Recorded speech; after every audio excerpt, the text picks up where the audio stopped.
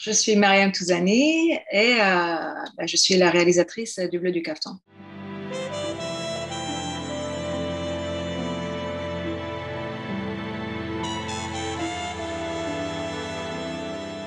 Le Bleu du Caftan est une histoire d'amour. C'est un film qui parle de trois personnages. Halim, qui est un tailleur qui fabrique des caftans dans la vieille Médina de Salé, sa femme Mina, avec laquelle ils sont mariés depuis 25 ans, et puis Youssef, un jeune apprenti qui débarque dans leur atelier. Donc, c'est comment ces trois personnages vont évoluer ensemble à travers justement cette histoire qui parle pour moi essentiellement d'amour, de tradition et de transmission. J'aurais du mal à dire précisément, mais en tout cas, je sais que c'est un cumul de choses. C'est des inspirations, je pense, qui ont fait une rencontre à un moment donné, et donc j'ai ressenti que j'avais besoin d'écrire, de raconter cette histoire. Mais c'est vrai que l'élément déclencheur a été la rencontre avec un monsieur dans la Médina, un coiffeur, pendant que je faisais les repérages de mon précédent film, Madame. Et à travers ce monsieur, j'ai ressenti des choses qui m'ont beaucoup inspirée. Je sentais qu'il avait beaucoup de choses qu'il taisait, beaucoup de choses qu'il vivait quelque part en secret, vu le contexte dans lequel il évoluait. Et puis, donc, du coup, il est resté là en moi. Et quand, à un moment donné, justement, j'imagine que voilà, ça a commencé à prendre. J'ai commencé vraiment à ressentir un besoin plus fort d'écriture. Mais ça n'a jamais été quelque chose en fait de rationnel. Ça a toujours été, voilà, il y a toujours eu un. C'est vraiment parti d'une émotion, d'un ressenti. Pour moi, c'était un désir de pouvoir parler d'un art, d'une tradition qui est en train de se perdre, qui est en train de disparaître. Et ça, c'est quelque chose qui me touche profondément, justement, parce que j'ai rencontré beaucoup de ma'alem, des hommes d'un certain âge pour la majorité, qui ne trouvent pas, qui ne trouvent pas qui sentent voilà, que leur métier est en train de mourir parce qu'il n'y a pas de jeune qui a envie d'apprendre ce métier parce qu'on vit dans un monde qui va beaucoup plus vite, où on a l'habitude de consommer rapidement et qu'on ne valorise pas justement qu'on ne valorise plus justement ce genre de métier. Donc ça, c'est quelque chose qui me touche profondément. Donc j'ai eu envie de parler de ça quelque part, de rendre hommage à ces métiers-là et surtout à ces personnes qui donnent tellement d'eux-mêmes, qui quelque part laissent une empreinte voilà, qui va au-delà de ce qu'on voit. Euh, et donc, ce coiffeur est devenu Ma'alem. Et puis, il y a aussi l'histoire du caftan. Et pourquoi le caftan? Pourquoi ce caftan dans le film? Mais c'est quelque chose aussi que je porte en moi depuis très, très longtemps parce que c'est vrai que j'aurais pu parler d'un autre métier, mais j'ai grandi avec un caftan qui est le caftan de ma mère, avec un caftan qui m'a toujours fasciné parce que c'est vrai qu'il y en avait d'autres, mais celui-ci m'a particulièrement fasciné par le travail qu'il avait parce que c'est un travail très très beau, très élaboré et on ressent vraiment les mois passés derrière la fabrication de ce caftan et je me rappelle quand j'étais petite fille, je la voyais mettre ce caftan sublime et je me disais qu'un jour je pourrais le porter et du coup le jour où elle me l'a donné, j'ai compris à quel point c'était important justement tout ce qui se transmettait à travers ce caftan, le fait qu'il pouvait passer de mère en fille, tout ce que ça pouvait raconter, tout ce que ça me racontait d'elle, la manière dont je sais pas, pour moi, c'était un vrai trésor, ce caftan. Et donc, justement, je pense que quelque part, de manière inconsciente, quand j'ai commencé à quand ce personnage est né dans mon imaginaire, il était déjà mal. Ça me touche profondément, ça me touche beaucoup. J'ai vu beaucoup d'hommes autour de moi vivre comme ça en secret, en essayant d'être heureux, de trouver un semblant de bonheur.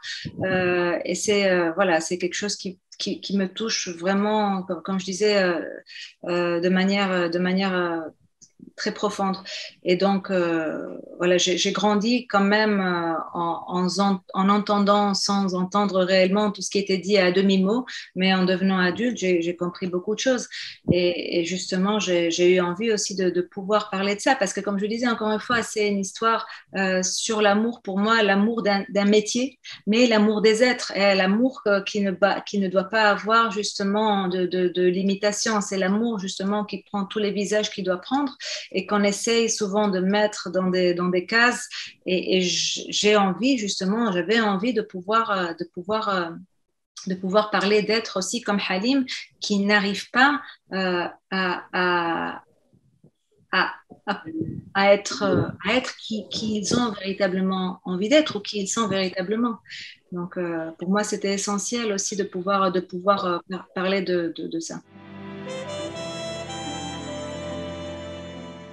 Mina, pour moi, est un personnage libre, est un personnage fort. Elle évolue dans un milieu assez conservateur, mais n'empêche, elle est assez unique en son genre parce qu'elle fait ce qu'elle a envie de faire. Elle n'est pas, elle ne fait pas attention à ce que les gens vont dire. Et il y a pas les dictats de la société n'ont pas vraiment une influence sur ses choix. Et j'avais envie de pouvoir parler aussi d'une femme comme ça, qui, au final, allait vers l'essentiel. Et encore plus, pour moi, à la fin de sa vie, justement, parce qu'il y a quelque chose, je pense, qui est exacerbé quand on sait que, voilà, que nos jours sont comptés. Je crois qu'on peut encore avoir encore plus de courage parce que la vie, l'amour pour la vie et l'amour pour les autres est encore plus démultiplié, je pense. Et donc, j'avais envie de pouvoir raconter justement ce personnage-là. Parce qu'il y a beaucoup de femmes comme Mina, justement. C'est-à-dire, la société marocaine est une société très complexe. Et il y a beaucoup de femmes aussi comme Mina, courageuses, justement, qui vont faire ce qu'elles ont envie de faire, vivre comme elles ont envie de vivre. Euh, donc, voilà. Ne plus se soigner est un choix pour elle parce que c'est pas une défaite pour elle, c'est une décision qu'elle prend parce qu'elle a envie justement de pouvoir de pouvoir profiter de sa fin de vie et de choisir de partir. Elle sait en tout cas qu'il n'y a pas qu'elle va pas pouvoir s'en sortir. Je pense aussi que c'est une femme qui a une sagesse aussi que la vie lui a procurée. Et la vie qu'elle a menée aussi avec cet homme qu'elle aime, avec l'harmonie qu'ils ont trouvée justement dans leur couple, malgré tout, lui a donné une certaine sagesse. Et donc, ça lui donne aussi de la force pour pouvoir appréhender les jours qui lui restent en leur donnant du sens.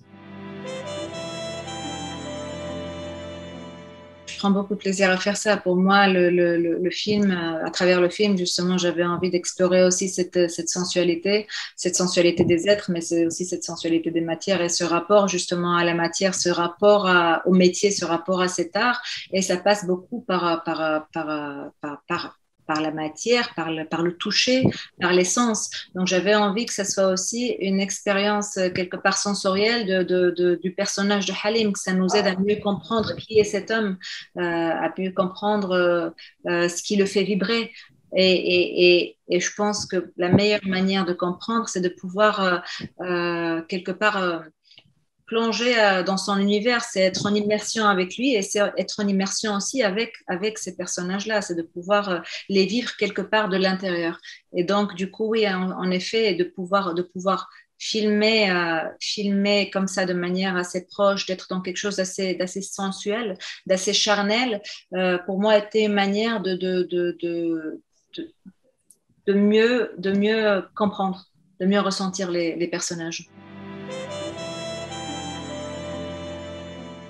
Non, non, j'aime pas du tout filmer en studio. J'aime filmer dans des lieux où je sens le vécu dans les murs, où je sens le vécu voilà, dans le sol, c'est vrai, beaucoup de contraintes parce que filmer dans la Médina, j'ai filmé dans la Médina, n'est pas évident parce qu'il y a beaucoup, beaucoup de choses à gérer et chaque journée est différente de l'autre et chaque jour arrive avec de nouveaux défis, justement, au-delà de ce qui est des défis artistiques.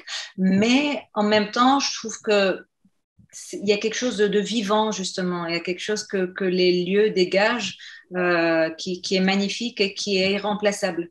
C'est vrai qu'il y a, comme je disais, plein de choses à gérer, mais c'est inégalable. Après, c'est pas un vrai atelier parce que les vrais ateliers sont plus petit, c'est-à-dire j'aurais pas pu avoir artistiquement le recul qu'il me fallait, etc. Mais on a gardé en fait l'essentiel de ce lieu qui est un lieu très très ancien.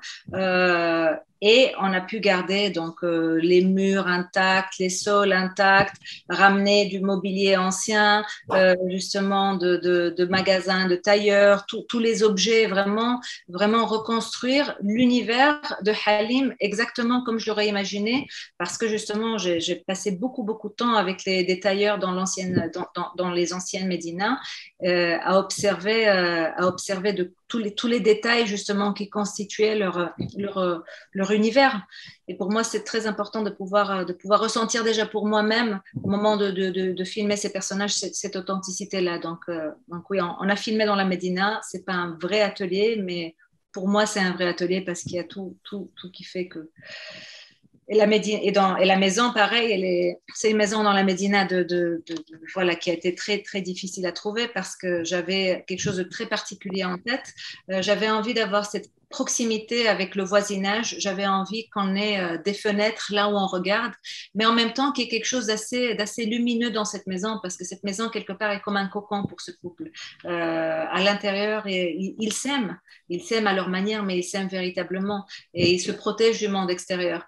Et ce monde extérieur est toujours là, il y a toujours des fenêtres ouvertes. Et c'est beau de vivre aussi avec ce voisinage, parce qu'on vit avec les sons de la Médina, mais à un moment donné aussi, il y a quelque chose d'un peu oppressant dans le fait de ressentir cette proximité tout le temps, surtout quand ce qu'on vit peut être tellement secret.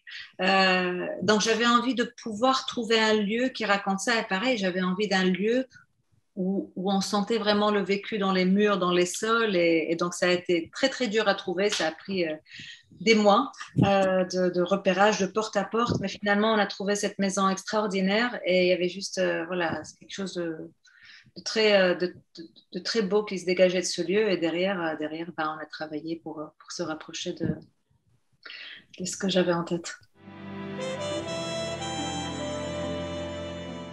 Lubna, Azabal, je l'avais déjà en tête en écrivant Le Bleu du Caftan. On avait déjà travaillé ensemble sur Adam et elle m'avait épatée parce que Lubna n'est pas dans la demi-mesure, elle donne vraiment tout.